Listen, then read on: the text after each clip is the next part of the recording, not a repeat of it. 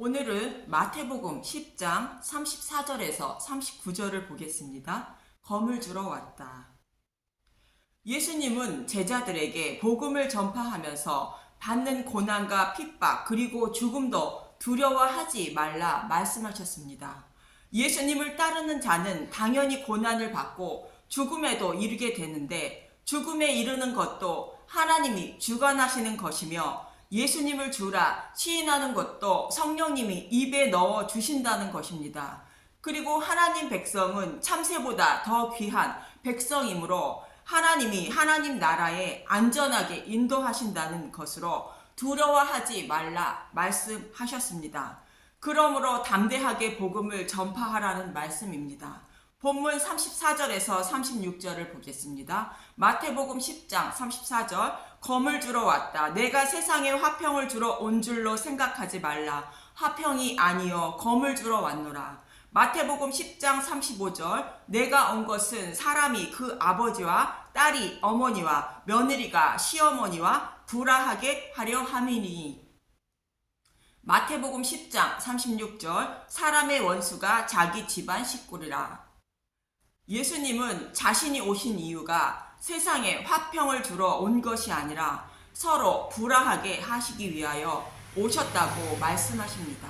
그런데 예수님은 서로 사랑하고 원수도 내 몸같이 사랑하라고 말씀하셨는데 오늘 본문에서는 서로 다투게 하기 위하여 오셨다고 말씀하십니다. 이해하기 어려운 말씀인데 본문의 말씀을 이해하기 위해서는 예수님이 이 말씀을 인용하신 미가서 7장의 말씀을 알고 나면 이해하실 것입니다. 또 제자들이 복음을 전하며 받을 어려움과 고난도 핍박도 이해를 하게 되실 것입니다. 먼저 미가서 1장 1절을 보겠습니다. 미가 선지자의 활동 시기를 말하고 있습니다. 미가서 1장 1절 유다 왕들 요담과 아하스와 히스기야 시대에 모레셋 사람 미가에게 임한 여호와의 말씀 곧 사마리아와 예루살렘에 관한 묵시라. 미가 선지자는 이사야 선지자와 동시대에 활동한 선지자임을 알 수 있고 조그마한 마을에 살던 청년으로 주로 남유다에서 활동하였습니다.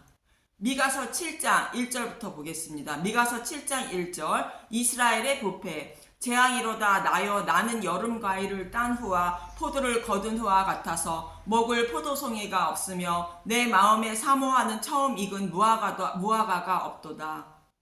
여름 과일을 딴 후와 같다는 것은 여름 과일과 포도를 따 놓으면 여름이라 온도가 높아 금방 부패하는 것처럼 하나님의 심판이 임박했다는 것으로 미가는 재앙이다라고 탄식하는 것이며 먹을 포도송이가 없으며 처음 익은 무화과도 없다는 것은 고아와 가부들을 위하여 열매를 다 거두지 않고 이삭을 남겨 놓아야 하는데 이삭을 남겨놓지 않아 고아와 가부들이 먹을 것이 하나도 없다는 것으로 이 세대의 이스라엘 백성은 이웃을 사랑하지 않고 있다는 말씀이며 하나님도 사랑하지 않는 믿음이 없는 백성이라는 뜻입니다.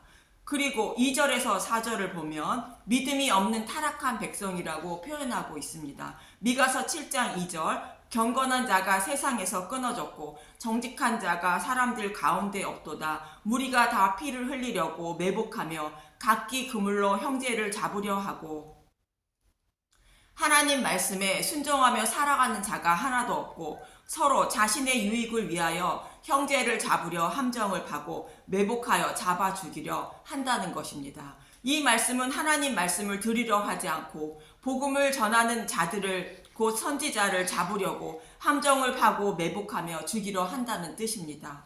미가서 7장 3절 두 손으로 악을 부지런히 행하는도다. 그 지도자와 재판관은 뇌물을 구하며 권세자는 자기 마음의 욕심을 말하며 그들이 서로 결합하니 백성들뿐만 아니라 지도자와 재판관들도 뇌물에 눈이 멀고 권세자는 욕심이 가득 차 있다는 것입니다. 그래서 하나님은 수많은 선지자들을 보내셔서 돌아오라고 말씀하셨지만 그들을 모두 핍박하고 죽였다는 것입니다. 미가서 7장 4절 그들의 가장 선한 자라도 가시 같고 가장 정직한 자라도 찔레 울타리보다 더하도다. 그들의 파수꾼들의 날 곧 그들 가운데 형벌의 날이 임하였으니 이제는 그들이 요란하리로다.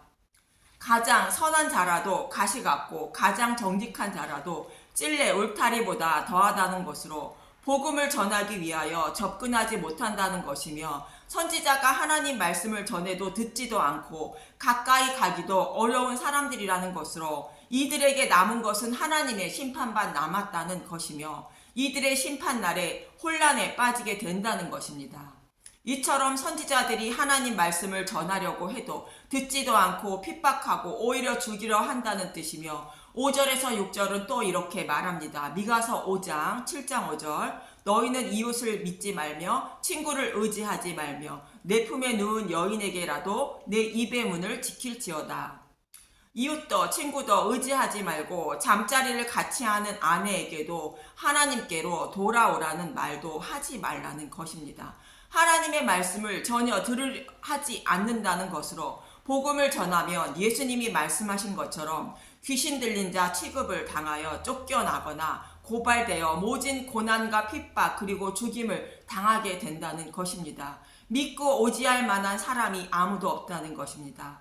사도 바울이 회심하기 전에 예수를 믿는 자들을 잡아다가 죽이고 옥에 가두는 모습을 생각하면 쉽게 이해를 하실 것입니다. 그처럼 언제 어느 때에 잡혀가고 죽임을 당할지 모르니 이웃이나 친구나 아내에게도 복음을 전하지 말아야 하는 상태이며, 친분이 있는 사람에게도 복음을 전하지 않고 살아가고 있다는 것입니다. 미가서 7장 6절, 아들이 아버지를 멸시하며 딸이 어머니를 대적하며 며느리가 시어머니를 대적하리니 사람의 원수가 곧 자기 집안 사람이로다.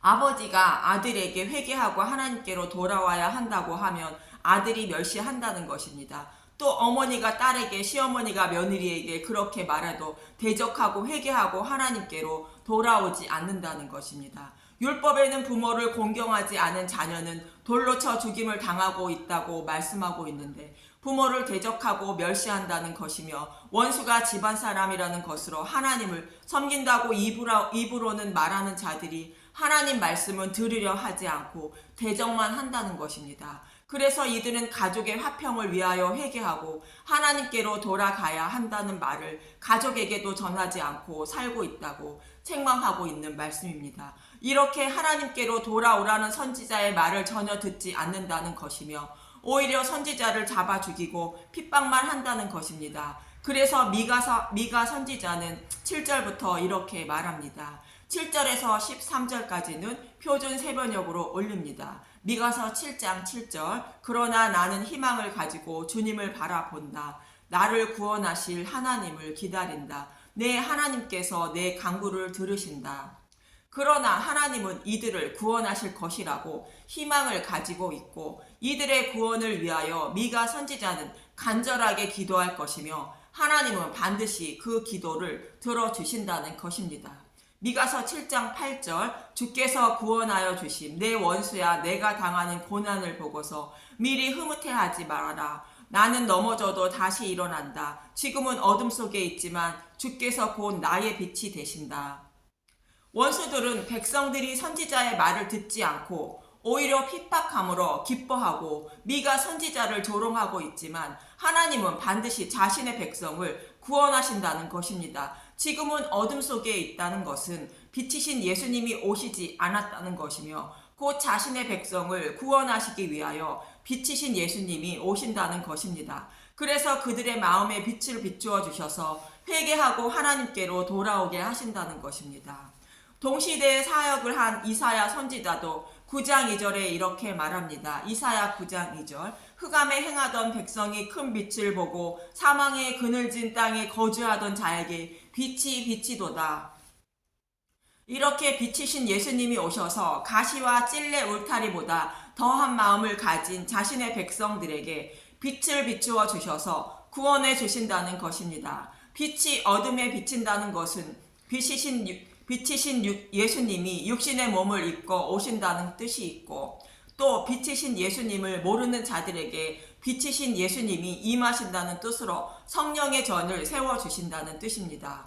고린도 후서 4장 6절을 보겠습니다. 고린도 후서 4장 6절, 어두운 데에 빛이 비치라 말씀하셨던 그 하나님께서 예수 그리스도의 얼굴에 있는 하나님의 영광을 아는 빛을 우리 마음에 비추셨느니라. 성령님이 저와 여러분의 마음속에 오심으로 하나님의 영각인 십자가의 은혜와 사랑을 알고 깨닫게 하셨다는 뜻입니다. 미가서 7장 9절부터 보면 미가서 7장 9절 내가 주께 죄를 지었으니 이제 나는 주의 분노가 가라앉기까지 참고 있을 뿐이다. 마침내 주께서는 나를 변호하시고 내 권리를 지켜주시고 나를 빛 가운데로 인도하실 것이니 내가 주께서 행하신 의를 볼 것이다. 빛이신 예수님이 오시면 자신이 죄인이라는 것을 알게 되고 긍휼을 베풀어 주신다는 것을 알기에 성령이 임한 하나님 백성들은 참고 기다리게 되고 마침내 십자가의 의를 보게 되며 죄사함을 받게 된다는 것입니다. 이렇게 하나님의 백성들을 불쌍히 여겨주셔서 때가 이르면 구원해 주신다는 것입니다. 미가서 7장 10절 그때에 내 원수는 내가 구원받을 것을 보고 부끄러워할 것이다. 주 너의 하나님이 어디 있느냐 하면서 나를 조롱하던 그 원수가 얼굴을 들지 못할 것이다. 내 원수가 거리의 진흙처럼 밟힐 것이니 패배당한 원수의 모습을 보게 될 것이다. 그때 나를 조롱한 원수들은 그 모습을 보고 부끄러워한다는 것이며 하나님의 백성은 패배당해 고개를 숙인 원수들의 모습을 보게 된다는 것입니다.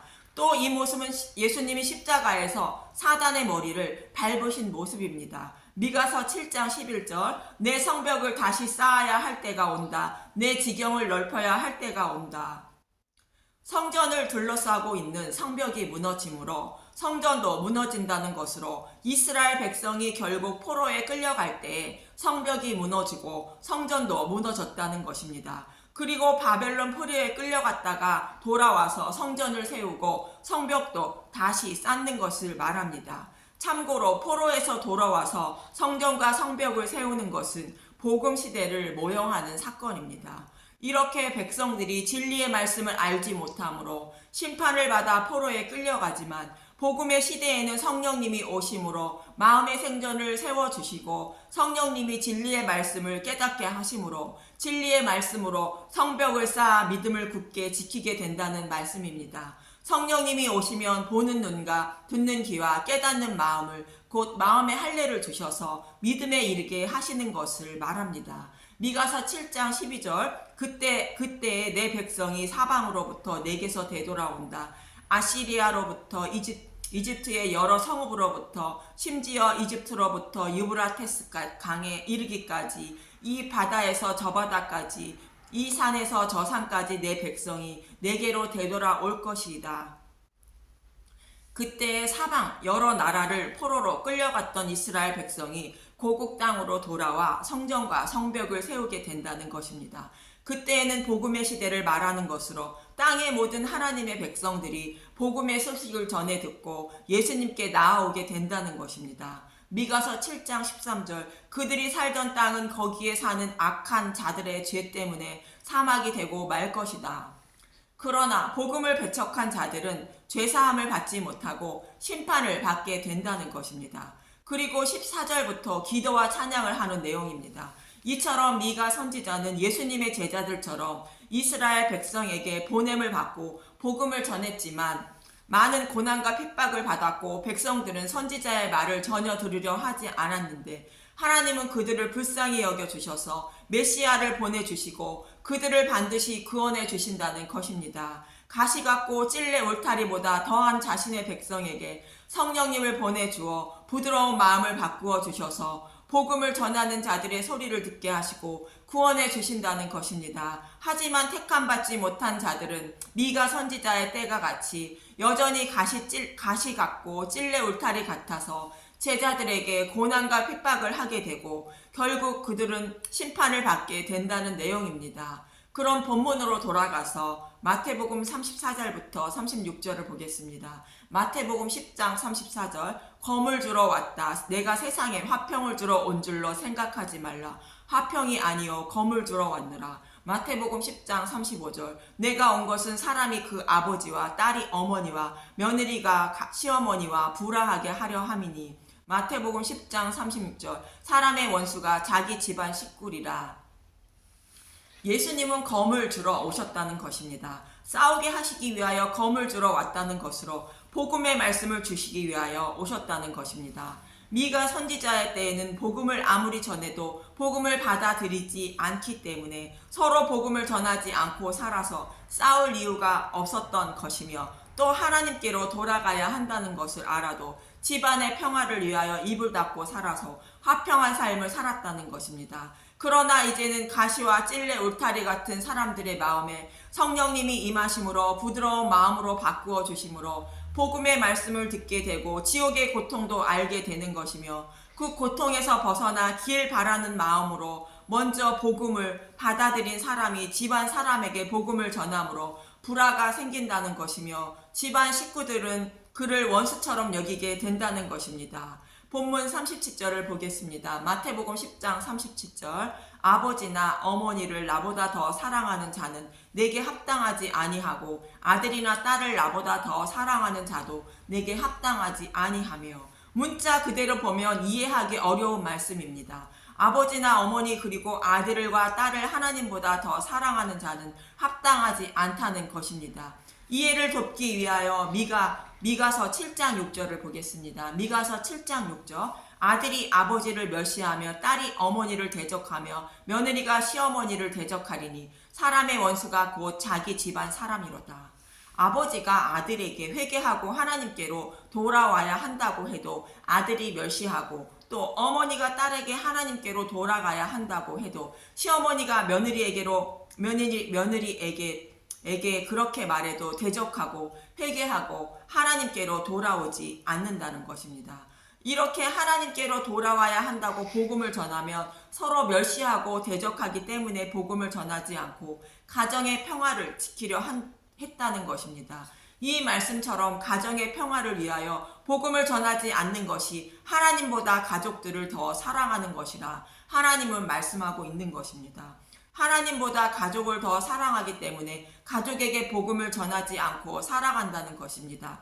가족을 더 사랑한다는 것은 육신이 죽어서 받을 심판의 두려움을 알지 못하기 때문에 복음을 전하지 않는 것입니다. 이런 사람은 하나님이 원하지 않으신다는 것이며, 복음을 전해야 한다는 말씀으로 화평이 아니라 검을 주러 왔다고 본문에서 말씀하시고 있는 것입니다. 지금은 화평은 잠시요 지옥의 고통은 영원한 것이기 때문에 지옥의 고통을 생각하여 가족과 이웃에게 복음을 전해야 한다는 것입니다. 엘리 제사장은 두 아들이 여호와께 드리는 제물로 악행을 행하는 것을 바로잡아 주지 않았으므로 하나님은 이렇게 말하십니다. 사무엘상 2장 29절. 너희는 어찌하여 내가 내 처소에서 명령한 내 제물과 예물을 밟으며 내 아들을 나보다 더 중히 여겨 내 백성 이스라엘이 드리는 가장 좋은 것으로 너희들을 살찌게 하느냐. 하나님은 엘리 제사장에게 하나님보다 두 아들을 더 사랑하고 있다고 책망하시는 것입니다. 타락한 길로 가는 것을 바로잡아 주지 않았다는 것으로 진리의 복음을 전해주지 않았다는 뜻입니다. 이처럼 사랑하는 가족과 이웃에게 복음을 전하는 것이 하나님을 더 사랑하는 것입니다. 본문 38절을 보면 마태복음 10장 38절. 또 자기 십자가를 지고 나를 따르지 않는 자도 내게 합당하지 아니하니라. 무리가 다 피를 흘리려고 매복하며 각기 그물로 형제를 잡으려 하고 가시 같고 찔레 울타리보다 더한 자들에게 복음을 전하려면 찔리고 피 흘리고 잡히게 된다는 것입니다. 복음을 전하는 자들은 이것을 각오하고 복음을 전해야 한다는 것입니다. 내 가족들이 지옥에 들어가 고통을 받을 것을 생각하며 고난과 핍박을 받더라도 사랑하는 가족과 이웃의 구원을 위하여 복음을 전하라는 것이며, 이때 받는 고난과 핍박은 자기 십자가이므로 자기가 지고 가야 한다는 것입니다. 예수님이 자신의 백성을 위하여 십자가를 지고 가신 것과 같이 그 길을 따라 하나님 나라로 향하여 가고 있는 자는 당연히 하나님 나라를 위한 고난과 핍박을 받는 십자가는 지고 가야 한다는 것입니다. 그래서 본문 39절에서 이렇게 말하는 것입니다. 마태복음 10장 39절. 자기 목숨을 얻는 자는 잃을 것이요 나를 위하여 자기 목숨을 잃는 자는 얻으리라. 자기 십자가를 지기를 싫어하는 자는 생명을 잃게 되고 자기 십자가를 지고 가는 자는 생명을 얻게 된다는 것입니다. 구원의 은혜를 아는 사람은 육신의 생명보다 육신이 죽은 후에 생명을 얻는 것이 더욱 소중하다는 것을 알기 때문에 자기 십자가를 지게 되는 것입니다. 예수님은 저와 여러분의 구원을 위하여 십자가의 고난과 고통의 길을 걸어가셨습니다. 예수님이 가신 그 길을 따라가는 사람들은 당연히 고난과 핍박의 길을 가야 한다는 것으로, 그로 인하여 받은 핍박은 또 다른 이웃과 사랑하는 가족의 생명을 살리는 길임을 잊지 마시고 복음을 전하며 살아가는 저와 여러분이 되시길 간절히 소망하며 기도합니다. 감사합니다.